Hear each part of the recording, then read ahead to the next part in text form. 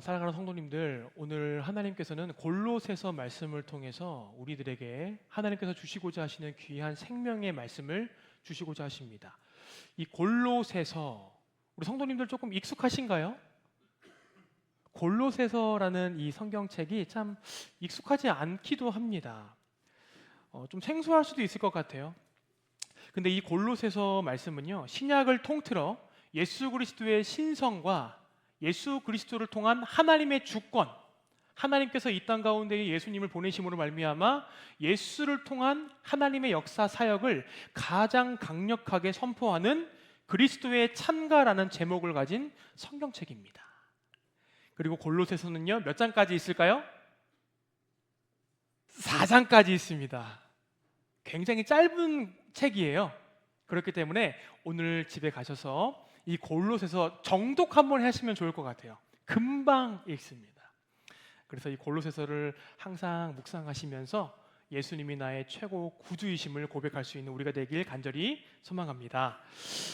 이 골로새라는 지역은요, 오늘날 터키 소아시아 지역의 서남부 리쿠스 계곡이라는 곳입니다. 이곳은요, 교역에 굉장히 중요한 요충지였었습니다. 동양과 서양의 문물을 함께 오가게 할 수 있는 곳이었고요. 그렇다 보니까는 수많은 민족들과 문화들이 섞여 있는 곳이 이곳이었습니다. 골로새라는 지역이었어요. 그렇다 보니까는 이 당시에 원주민들의 토착 신앙이 있었습니다. 그리고 그리스 로마 철학 사상이 들어왔고요. 또 유대인들, 로마 정책으로부터 하여금 유대인들을 이주시킵니다. 유대인들을 흩어버리거든요. 그때 유대인들이 이 골로새 지역에 오기도 합니다. 그래서 유대인들의 그 율법주의가 함께 있었던 곳이에요. 함께 이 모든 종교와 문화와 이 사상이 혼합되어 있는 이 혼합주의의 중심지가 바로 골로새 지역이었다라는 것을 정리해 주시면 감사드리겠습니다. 그리고요, 이 골로새 교회, 이 골로새 지역의 골로새 교회는요, 바울이 개척한 교회가 아니었습니다. 이 에바브라라는 사람, 에베소에서 만난 에바브라라는 사람이 개척한 곳이었는데, 아까 말씀드렸죠, 이곳이 혼합주의여다 보니까 에바브라가 이곳에서 목회 사역하기가 너무너무 힘든 거예요. 그래서 지금 바울은 어디에 있습니까? 이 골로새서는 옥중서신이거든요. 감옥에 있음에도 불구하고 바울에게 도움을 요청합니다. 그래서 그거에 대한 화답이 바로 골로새서라는 거죠. 당시 이 골로새를 위협했던 이단 사상이 이 영지주의와 또 유대의 율법주의가 혼합 짬뽕이 됩니다. 이 골로새의 특징은 혼합주의라고 보시면 됩니다. 모든 것이 섞여 버립니다. 이 영지주의 사상은 단순합니다. 물질, 자신이 살아보니까는 육체로서는 어떠한 영광을 이룰 수가 없는 거예요. 내 생각, 내 뜻, 내 말, 내 행동, 그 모든 것들이 너무너무 악하다라는 것입니다. 한마디로 예수님께서 하나님의 본체이시지 않습니까? 예수님의 성육신, 하나님께서 이 땅 가운데에 오신 것이 예수님이신데 그 예수님의 성육신까지도 부인합니다. 그리고 하나님께서 만드신 이 창조 세계에 하나님의 영이 깃들어 있는 것도 부인해 버립니다. 그리고 그들은요, 천사를 숭배했습니다. 그리고 신비주의에 빠져 있었는데, 하나님은 너무너무 거룩하시고 인간, 이 세상은 속되기 때문에 우리가 직접 나아갈 수 없다. 하나님께서는 이 단계별로, 계단별로 하나님의 영들, 천사와 그 하나님의 통치자들과 그들을 계단별로 준비해 주셨다. 그 길을 통과하면서 하나하나 얻는 지식들, 하나하나 얻는 신비로운 것들을 통해서 우리가 구원에 이른다라는 사상이 있었습니다. 그리고 그들은요, 이 율법주의가 흥행했기 때문에 육체를 제어합니다. 그리고 특정되어 있는 음식을 멀리합니다. 그러면서 뭐예요? 몸을 계속 괴롭게 하는 거예요.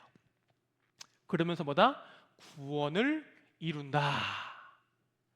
그게 골로새 지역에 퍼져 있었던 사상이었어요. 한마디로 뭡니까? 구원받기 위해서는 아니 따라하지 마세요. 구원받기 위해서는 예수로는 조금 부족하다 라는 말이에요. 구원받기 위해서는 예수로는 뭔가 조금 부족한데, 근데 여러분 이 얘기가 사실 지금 우리가 살고 있는 이 시대와 너무 흡사하지 않습니까? 오늘날에도요 이 속삭임은 계속되어집니다.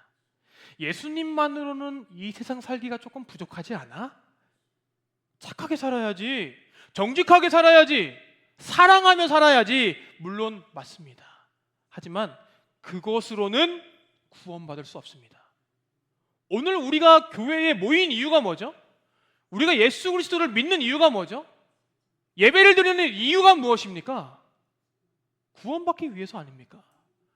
우리가 구원이 없다면, 내가 천국에 대한 소망이 없다면요, 우리가 이곳에 모일 이유가 없는 거예요.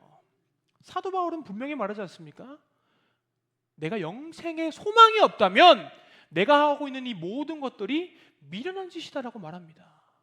내가 예수를 전하는 것이 무슨 소망이며, 내가 예수를 위해 핍박받는 것이 무슨 소망이냐? 나에게 구원이 없다면, 나에게 영원한 생명이 없다면 이라고 그는 고백합니다. 근데 세상은요 오늘도 얘기합니다.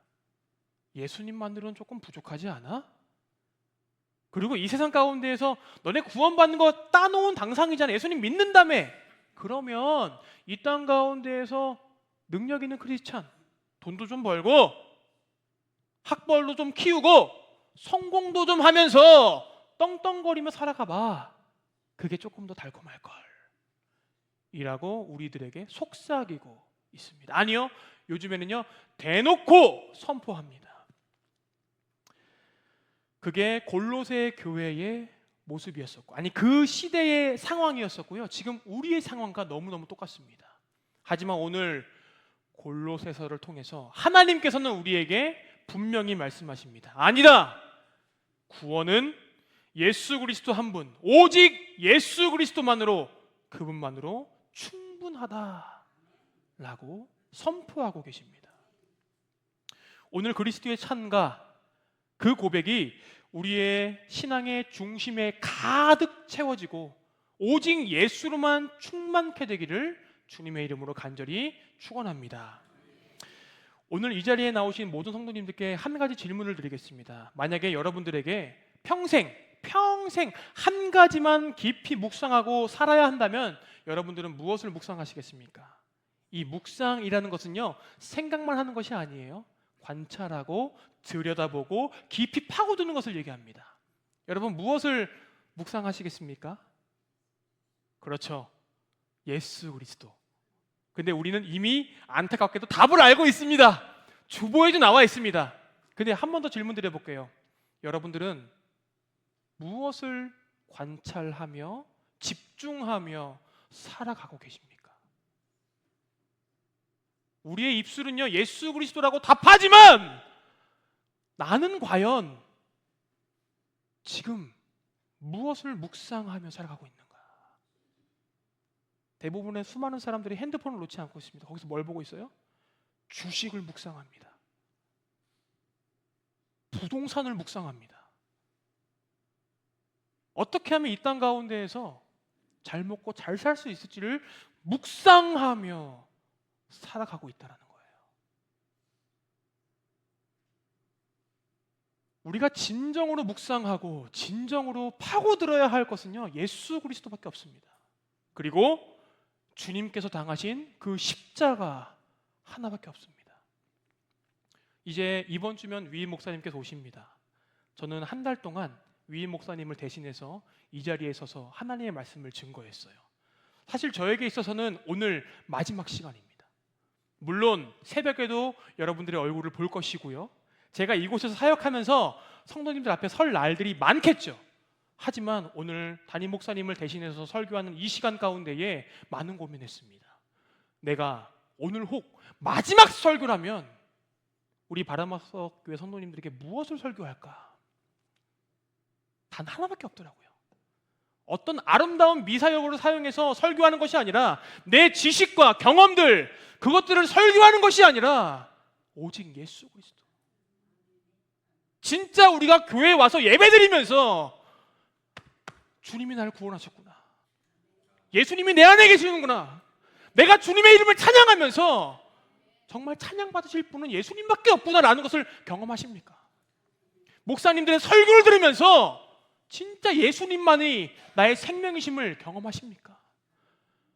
안타깝게도요, 그것들을 경험 못하고 예배 드리고 있더라고요. 안타깝게도 그것들을 경험하지 못하면서 주님을 찬양하고 있더라고요. 어떻게 할 수 있습니까? 예배를 드리고 난 후에 우리의 삶을 보면 알 수 있습니다. 요한일서 5장 12절에 이렇게 말하고 있어요. 아들이 있는 자에게는 생명이 있고 하나님의 아들이 없는 자에게는 생명이 없느니라. 분명히 말하고 있습니다. 내 안에 예수 그리스도가 있는 자에게는 생명이 있고 내 안에 예수 그리스도가 없는 자에게는 생명이 없느니라 라고 분명히 말씀하고 있습니다. 하나님은요, 하나님의 마음과 생각 속에, 그리고 이 세상을 다스리시는 하나님의 그 지혜로운 경륜 가운데, 하나님의 구속의 역사 가운데에 하나님께서는요, 그의 아들 예수님밖에 없었습니다. 하나님에게 있어서 모든 것, 하나님에게 있어서 단 한 가지만 초이스하라고 한다면요, 하나님의 선택은 내 아들 예수 그리스도, 그거면 충분하다 라고 우리에게 말씀하실 것입니다. 오늘 본문 말씀 우리가 무심코 읽었지만 우리가 읽었던 16절 말씀에 이렇게 말하고 있어요. 이렇게 말하고 있습니다. 만물이 그에게서 창조되되 하늘과 땅에서 보이는 것들과 보이지 않는 것들과 혹 왕권들이나 주권들이나 통치자들이나 권세들이나 만물이 다 그로 말미암고 그를 위하여 창조되었다. 만물이 뭘 위해서 창조되었다고요? 우리 인간을 위해서 창조된 건 아닙니다. 분명히 기억하십시오. 만물은요, 우리를 위해서 창조된 게 아니에요.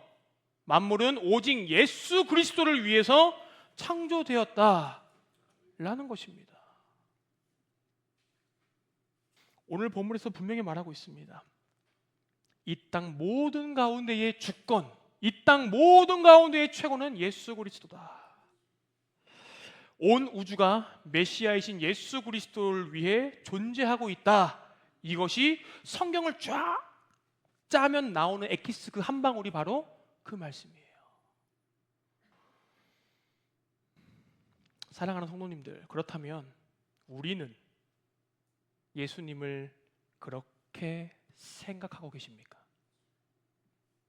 하나님께서 그 모든 것 다 필요 없다, 나에게는 예수 하나만 있으면 된다, 내 모든 창조 사역과 그리고 마지막에 심판 그날까지 나는 예수에게 맡겼다, 그가 나와 함께 창조를 했고 그가 마지막 날에 심판할 것이다, 나에게 있어서 한 가지는 오직 예수 그리스도다. 그게 우리가 믿고 있는 하나님의 가치라는 겁니다.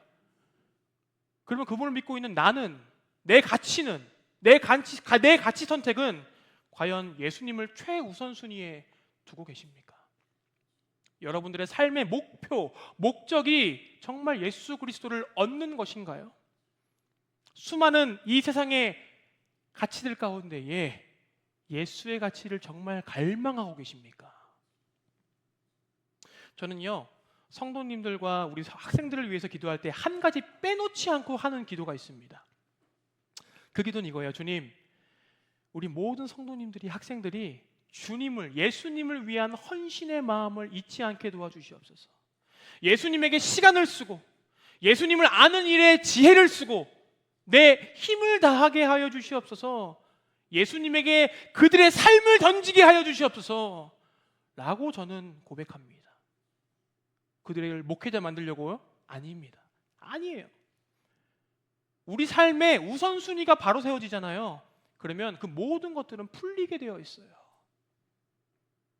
내가 진정으로 피조물로서 무엇을 우선순위에 두어야 되는지 그것이 정해지면요, 그 질서가 정해지면요, 삶은 편해집니다. 오늘 우리는요, 하나님께서 분명히 말씀하십니다. 우리가 평생 바라보고 의지해야 할 예수 그리스도가 어떤 분이신지 오늘 말씀을 통해서 분명히 말씀해주고 있는데요. 세 가지로 나눠볼 수가 있습니다. 그 첫 번째는요, 우리 15절부터 17절까지 우리 함께 읽어보겠습니다. 근데 이제 여기 말씀해 보시게 되면 그가라고 나와 있는데 저는 그를 예수로 바꿨습니다. 우리 함께 읽어보겠습니다. 시작. 예수는 보이지 아니하는 하나님의 형상이시요 모든 피조물보다 먼저 나신 이시니 만물이 예수에게서 창조되되 하늘과 땅에서 보이는 것들과 보이지 않는 것들과 혹은 왕권들이나 주권들이나 통치자들이나 권세들이나 만물이 다 예수로 말미암고 예수를 위하여 창조되었고 또한 예수가 만물보다 먼저 계시고 만물이 예수 안에 함께 섰느니라. 아멘. 이 3절 짧은 구절 가운데에 예수라는 말이 총 6번 나옵니다. 이 온 우주 만물, 이 통치자는 누구라는 겁니까? 예수라는 거예요.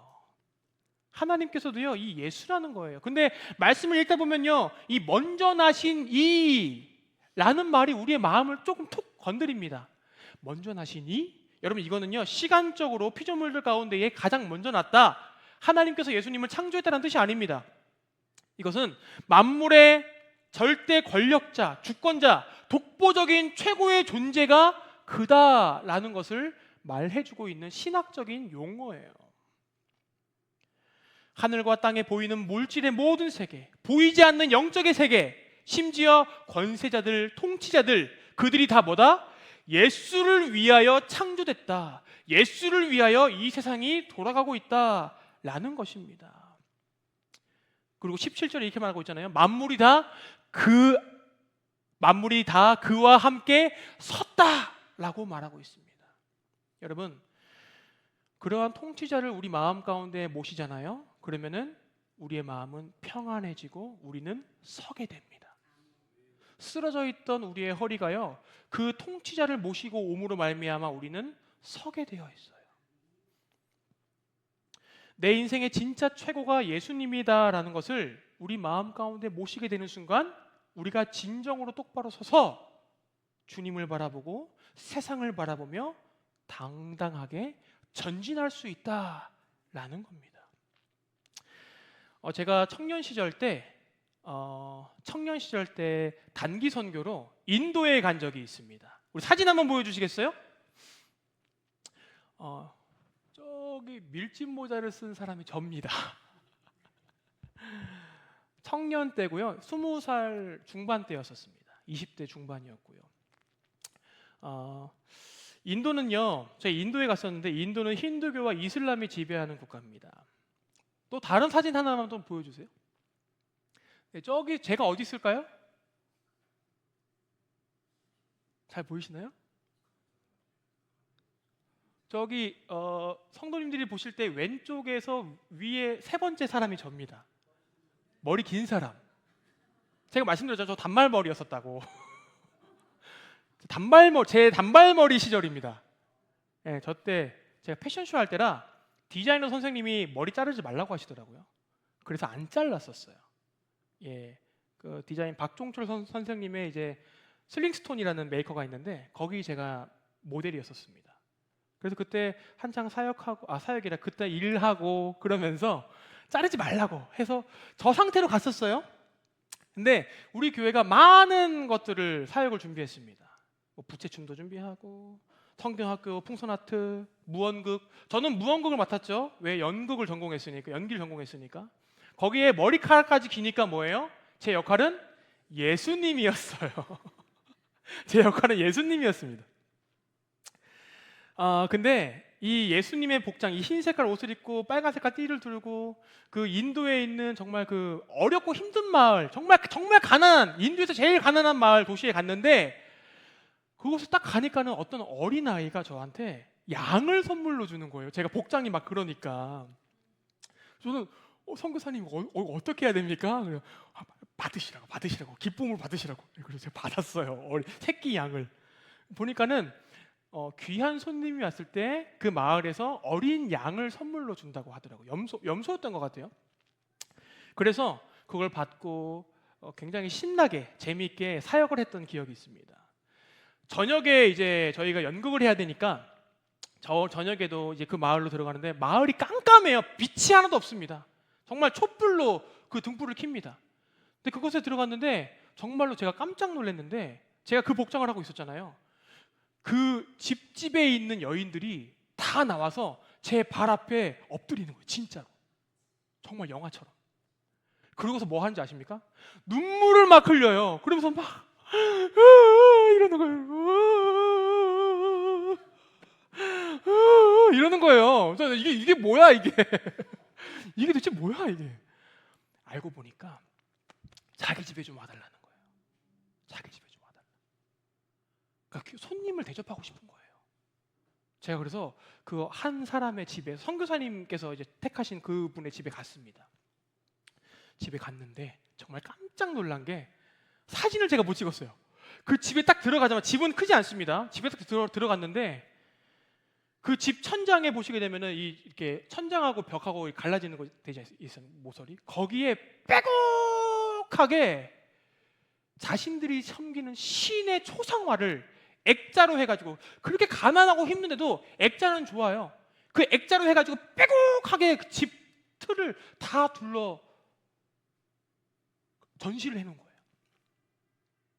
그리고 알고 보니까 안방에는 자신들이 힘세다라고 생각하는 신들을 컬렉션 해놨더라고요. 저는 거실에 있었습니다. 근데 거실에서 그 신들을 쭉 보는데, 여러분 인도에는 몇 개의 신이 있는 줄 아십니까? 3억 3천 개의 신이 있어요. 인도에는. 그래서 나무도 신이 되고 해도 신이 되고 막 이러는 거예요. 심지어는 그들이 좋아하는 영화 배우도 신이 됩니다. 제가 막 보는데 정치인도 있어요. 근데 쭉 보는데 뭔가 낯이 익는 분이 계시는 거예요. 어디서 많이 본 분이 저기 있습니다. 그게 누군지 아십니까? 예수님이에요. 제가 예수님의 분장을 하고 있었잖아요. 제가 거기 갔잖아요. 제가 말씀드린 그들은 영화 배우도 신으로 모신다. 저를 그렇게 모셨던 거예요. 근데 그들이 섬기는 신 중에 예수님이 있는 겁니다. 그 수많은 초상화 중에 예수님이 있는 거예요. 솔직히 떼버리고 싶더라고요.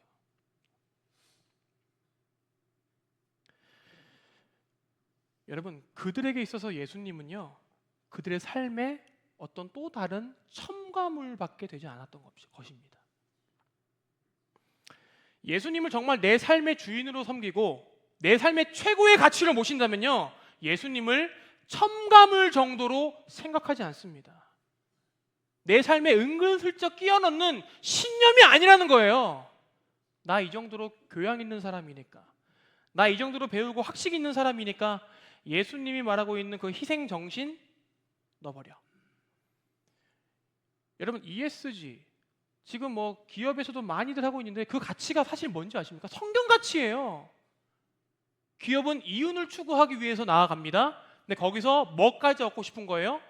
좋은 이미지도 얻고 싶은 거예요. 도덕적인 가치를 행하는 기업이구나. 자연을 사랑해야 된다. 정말 사랑할까요? 아니요. 그들에게 있어서는요, 예수의 가치가 그냥 첨가물입니다. 오늘날 한국 교회의 기독교 교육에도 이러한 문제가 있어요. 세상과 똑같이 가르칩니다.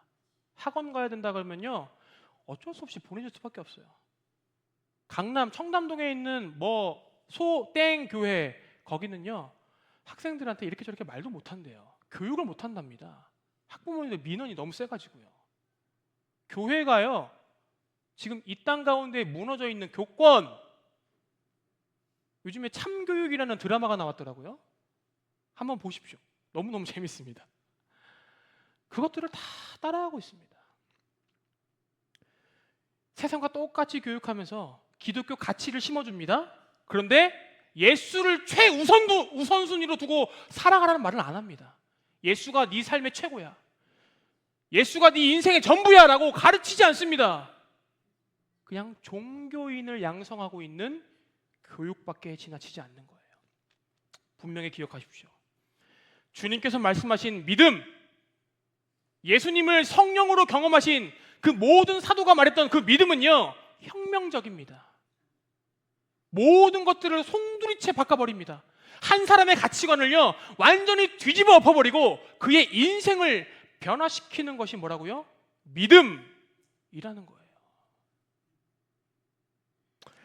그래서 이렇게 말하고 있잖아요.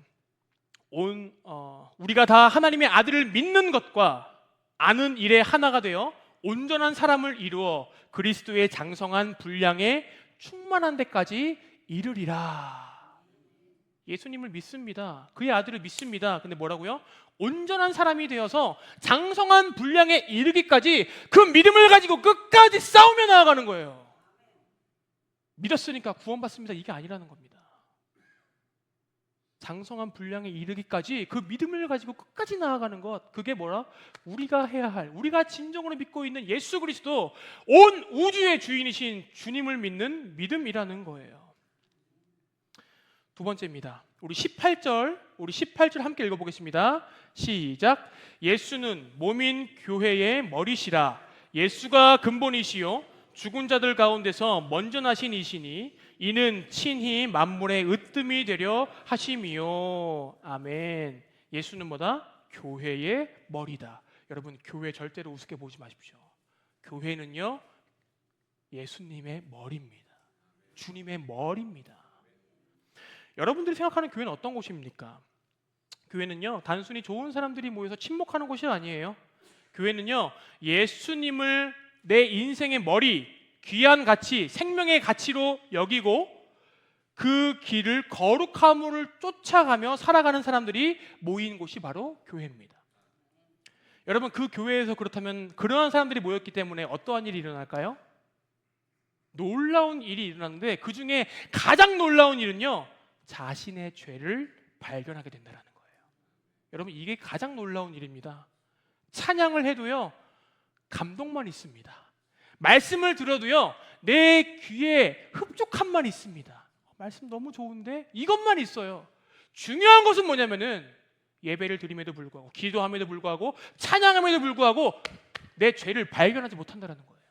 교회에 왔음에도 불구하고 내 죄를 발견하지 못한다. 이게 한국교회의 참담한 현실입니다. 아름다움으로 치장해놨어요. 사실 교회에 오면요, 우리가 하나님의 자녀이지만 우리는 세상 가운데에서 여러 가지 찌꺼기들을 묻어옵니다. 이기심, 질투, 분노, 세상의 찌꺼기들을 덕지덕지 묻혀와요. 그래서 말씀을 통해서 거룩하신 하나님 앞에서 내 죄를 발견해야만 합니다. 처음에는요, 우리가 깊은 절망 가운데 빠질 수 있어요. 그런데 여러분, 그것은 절망이 아닙니다. 내가 이거밖에 안 되는 존재인가? 라고 생각할 수 있어요. 근데 여러분, 당연한 거예요. 전문적인 용어로 죄책이라고 말합니다. 교리에 나와 있어요. 죄책. 죄에 대한 책임, 의식. 내가 죄인이구나. 근데 여러분, 거룩을 위해서 가기 위해서는요, 이 죄책에 대한 과정을 우리가 끊임없이 반복해야 됩니다. 깊이 들어가야 돼요. 나 진짜 죄인이구나. 나 정말 죄인이구나. 여러분, 이것을 발견해야 됩니다. 교회는 뭐라고요? 하나님의 아들들이 모인 곳이다. 하나님의 딸들이 모인 곳이다. 그들이 이곳에 와서 뭘 한다? 가장 귀한 것, 죄를 깨닫게 된다. 그로 말미암아 절망 가운데 빠지는 것이 아니라 그 가운데서 내가 죄인임에도 불구하고 나를 구원하신 주님이 감사하다. 그것을 깨닫는 것이 교회라는 겁니다. 그게 그리스도인의 역설이라는 거예요. 여러분, 참된 성도는요, 그 어느 때보다 심령이 가난해져 있습니다. 그 어느 때보다 자신의 죄를 발견하게 돼요. 참된 성도는요, 정말로 그 죄 앞에, 그 죄 뒤에 계신 예수 그리스도의 십자가를 바라보고 나아가게 되어 있습니다. 때론 절망하지만 그 가운데에서 참된 기쁨을 가지고 주님께 예배드리는 자들이 바로 우리 교회라는 것입니다. 그것이 교회 안에서 세워질 때 뭐예요? 이 만물 가운데에서 교회로서 살아갈 수 있다는 거예요. 마지막 세 번째입니다. 마지막 세 번째, 우리 19절에서 20절 말씀입니다. 우리 함께 읽어보겠습니다. 함께 읽겠습니다. 시작. 아버지께서는 모든 충만으로 예수 안에 거하게 하시고 예수의 십자가의 피로 화평을 이루사 만물 곧 땅에 있는 것들이나 하늘에 있는 것들이 예수로 말미암아 자기와 화목하게 되기를 기뻐하심이라. 아멘. 오늘 사도 바울은요, 이 19절에서 아주 독특하고 중요한 단어 하나를 던집니다. 이 충만이라는 단어예요. 충만. 여기서 말하는 충만이라는 말은요, 플레로마라는 말인데, 당시 아까 말씀드렸듯이 골로새 지역에는 영지주의들이 많았다고 말씀드렸잖아요. 그렇죠? 그리고 그 거룩하신 하나님께 가기 위해서는 그 여러 단계의 천사들, 그들에게서 나오는 지식과 경험들을 가지고 가야 된다. 근데 여러분, 이 계단의 끝에 가는 것이 뭐냐면은 플레로마입니다. 충만에 이르는 길. 그들이 말했던 충만은요, 예수로 인한 충만이 아니에요. 그들이 말했던 충만은 이것도 얻고, 이 지식도 얻고, 이 지혜도 얻고, 그 모든 것들을 얻음으로 말미암아 얻게 되어지는 충만. 근데 오늘 본문은요, 뭐라고 말씀하고 있습니까? 분명히 말씀하고 있잖아요. 아버지께서는 모든 충만으로 예수 안에 거하게 하시고 라고 말씀하고 있습니다. 아버지의 모든 영이 예수님에게 충만하게 임해 있다. 예수님을 우리 가운데 모시면 뭐가 되는 겁니까? 하나님의 거룩한 영에 대한 충만이 우리 가운데 거하시게 된다라는 것입니다. 어떤 목사님께서요, 세속적인 대학교, 정말 잘 나가는 대학교예요. 그곳에서 설교를 하셨답니다. 주제는 대속, 예수님께서 우리를 위해서 대신 죽어주심, 속죄하심, 그 부분에 대해서, 예수 그리스도에 대해서 설교하신 거예요. 구원에 대한 설교를 하고 있었는데 설교 중반에 어떤 친구가 손을 들고 질문하는 겁니다. 대학교니까 그럴 수 있어요. 이러한 질문이었어요. 목사님, 어떻게 한 사람이 고작 그 몇 시간, 뭐 하루도 아니고 몇 시간의 그 죽음을 통해서 그 십자가에서 고통받는 것으로 영원한 심판으로부터 구원을 받을 수 있습니까? 라고 얘기했다라는 거예요. 들어보면 그럴듯하지 않습니까? 그래, 예수님께서 죽으셨는데 뭐 24시간, 뭐 일주일 동안 죽으신 것도 아니고 고작 몇 시간 그 죽음으로 말미암아 어떻게 구원을 받지? 라고 우리가 생각할 수 있어요. 근데 목사님께서 이렇게 말씀하셨어요. 어떻게 그 한 사람으로, 그 나무에 달려 죽은 그 짧은 그 시간으로 온 세상에 있는 수많은 사람들, 온 세상에 있는 피조물들이 구원받았는지 알고 싶냐? 내가 그걸 말해줄게. 왜냐하면 그 사람은, 그 예수 그리스도는 이 세상의 모든 것을 다 합친 지혜와 아름다움보다 더 크신 분이었다.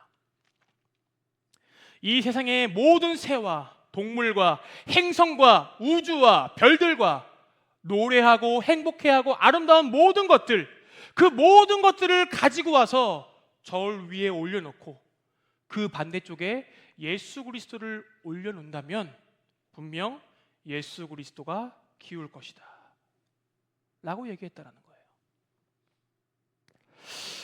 사랑하는 성도 여러분, 저는 이 얘기를 듣고 솔직히 감탄했습니다. 그래, 내가 믿고 있는 예수님이 그런 분이시지, 내가 알고 있는 예수님은 그런 분이시지. 여러분, 그런데요, 더 중요한 사실이 있어요. 그렇게 하나님의 영으로 충만하신 분이 뭐 하셨다고요? 피를 흘리시고 돌아가셨다고요. 진짜 복음의 경이로움은 여기에 있다라는 거예요.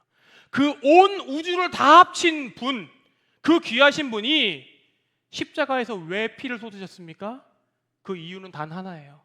우리와 화목하게 하기 위해서, 우리에게 평화를 주기 위해서, 우리의 모든 죄, 하나님으로부터 갈라져 있는 모든 것들을 화목하게 하기 위해서 그렇게 하셨다라는 것입니다. 결론을 맺겠습니다. 우리가 믿고 있는 예수 그리스도, 그분은요, 하나님께서도 최고로 여기셨던 분이십니다. 하나님의 모든 역사 가운데에 태초, 창조, 그때부터 마지막 심판까지 그 모든 것을 예수님에게 맡기셨어요. 그런데 안타깝게도 오늘날 많은 현대 기독교인들, 특별히 종교인들, 믿음이 결여된 종교적인 색깔만 있는 종교인들은요, 능력 없는 교회용 믿음을 가지고 살아갑니다. 교회에서는 믿음이 있는 것 같아요. 찬양하면서 눈물도 좀 흘립니다. 봉사하면서 최선을 다합니다. 그러나 여러분, 우리의 삶의 현장 가운데에서 진짜 그 믿음이 있는가가 결정되어지는 거예요. 감정적인 흥분은 있습니다. 하지만 내 삶에 변화가 없는 신앙생활. 어쩌면 저는요, 오늘도 그러한 모습을 가지고 지옥으로 걸어가고 있는 종교인들을 보고 있진 않나 라는 생각을 할 때가 참 많이 있습니다. 그러한 마음에 깊은 찔림이 있는 분들은요, 오늘 주님께로 다시금 돌아가야 합니다. 과거에 로마 총독이었던 빌라도, 그는 온 우주의 왕이신 예수님을 자신의 바로 눈앞에 두고도 이러한 질문을 했습니다. 네가 유대인의 왕이냐? 네가 무엇을 했느냐? 네가 알고 있는 진리는 무엇이냐? 빌라도는 예수님을 눈앞에 두고서도 무기력한 죄인으로 평가해 버렸습니다. 우리도 마찬가지 아닌가요? 예수님을 우리의 눈앞에 두고 있다라고 말하고 있고, 예수님을 우리 마음 가운데 모시고 살아가고 있다라고 말합니다. 하지만 이런저런 문제 앞에서 예수님에게 질문합니다. 예수님, 이거 해결할 줄 아세요? 예수님, 이 문제 해결 한번 해주세요. 이거 해결해 주시면 제가 이것 하겠습니다 라고 말하며 우리 마음 가운데에서는 진심으로 기도한다라고 말하는 것 같으나 주님이 들으시기에는 조롱조로 주님께 기도하고 있진 않은가요? 우리가 믿고 있는 믿음은 무엇입니까? 옛날에요, 예수님을 믿고 영접 기도하면은 구원받는다라는 말이 있었어요. 맞습니다. 예수님을 믿고 주님 내 안에 오시옵소서, 내가 주님 믿습니다 라고 고백하는 자들에게는 주님께서 구원을 주십니다. 근데 여러분 기억하십시오. 그게 어느 시대에 쓰여진 내용입니까? 예수님 시대에 쓰여진 내용이에요. 예수님 시대에 그 수많은 사람들 앞에서 내가 예수님을 믿습니다, 예수님은 나의 주인이십니다 라는 고백이 어떤 고백이었을까요? 내가 예수님을 믿는 믿음이 있더라도 내 생명이 죽는 것 괜찮습니다. 수많은 사람들이 나를 예수님 믿는다는 이유로 죽이려고 할 것입니다. 하지만 괜찮습니다. 주님이 나의 주인이시기 때문입니다. 주님이 나의 왕이시기 때문입니다. 나는 그렇기 때문에 주님을 배반할 수 없습니다. 배신할 수 없습니다. 내가 주님을 경험했는데요. 여러분, 이 고백이요, 주님, 내가 주님을 믿습니다 라는 고백이에요. 그런데 이 시대에는 영접 기도하자, 너 안에 구원이 임했어. 아니요. 진짜 주님이 거하시면요, 진짜 주님이 우리 안에 거하시면요, 우리는 주님을 영접하게 되어 있습니다. 주님을 환대하게 되어 있다고요. 영접하는 자, 곧 그 이름을 믿는 자들에게는 하나님의 자녀가 되는 권세를 주셨으니, 여러분 영접하셨습니까? 곧 그 이름을 믿고 계십니까? 그렇다면 여러분들 가운데 나타나야 될 건 뭡니까? 하나님의 자녀의 권세가 나오는지 내 스스로 평가해야 돼요. 너희 안에 믿음이 있는가? 너희 자신을 시험하고 너희 자신을 확증하라. 예수 그리스도께서 너희 안에 계신 줄을 너희가 스스로 알지 못하느냐? 그렇지 않으면 너희는 버림받은 자니라. 여러분, 오늘 이 시대 가운데, 아니 오늘 우리가 해야 될 것은요, 내 스스로를 점검하셔야 됩니다. 내가 주님을 영접했는가? 내가 진짜 믿고 있는가? 그러면 내 삶 가운데에 하나님의 아들의 권세가 있는가? 여러분, 그것을 묵상하시면서, 그것을 보시면서 정말 오직 예수 그리스도만으로 살아갈 수 있는 우리 모두가 될 수 있기를 간절히 축원합니다. 기도하겠습니다. 살아계신 주님 감사합니다. 오늘도 이렇게 우리에게 귀한 생명의 말씀을 주시고, 우리가 다시 한번 우리가 갖고 있는 믿음, 주님께서 주신 그 믿음이 오직 예수님만으로 살아가고 있는지 우리를 돌아보게 하시니 감사드립니다. 혹 우리의 10년 가운데에 우리가 그렇게 살지 못하고 있었다는 자들이 있다면 오늘 이 시간 회개하오니 용서하여 주시고 오직 하나님의 최고의 가치인 예수 그리스도를 우리 삶의 최고의 가치로 여기게 하여 주시옵소서. 그리하여 이 땅 가운데에 믿는 자로서 하나님의 아들의 권세를 누리며 살아갈 수 있는 우리 모두가 될 수 있도록 역사하여 주시옵소서. 아버지 감사드리며 살아계신 예수님의 이름으로 기도드립니다. 아멘.